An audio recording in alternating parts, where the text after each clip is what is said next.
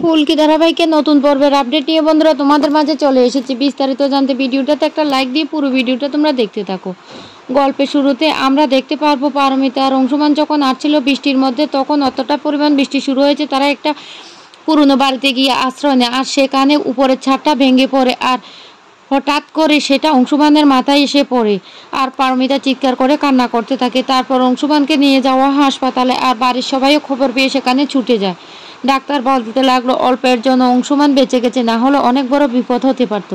ফুলকি তখন জেঠুমণিকে বলতে লাগলো, জেঠুমণি একটা কাজ করলে কেমন হয়, দিদিভাই আর দাদাভাইয়ের মধ্যে বিয়েটা দিয়ে দিলে কেমন হয়। যা শুনে জেঠুমণি পুরোটা চমকে যায় আর অবাক হয়ে ফুলকির দিকে তাকিয়ে থাকে। ফুলকি তখন বলতে লাগলো, দাদাভাই না দিদিভাইকে অনেক আগে থেকে ভালোবাসে, আর দেখবে দাদাভাইয়ের সাথে যদি দিদিভাইয়ের বিয়েটা দেওয়া হয় তাহলে দেখবে দিদিভাই অনেকটা সুখী হবে, কারণ দিদিভাই আর একলা এভাবে কতদিন যে থাকবে।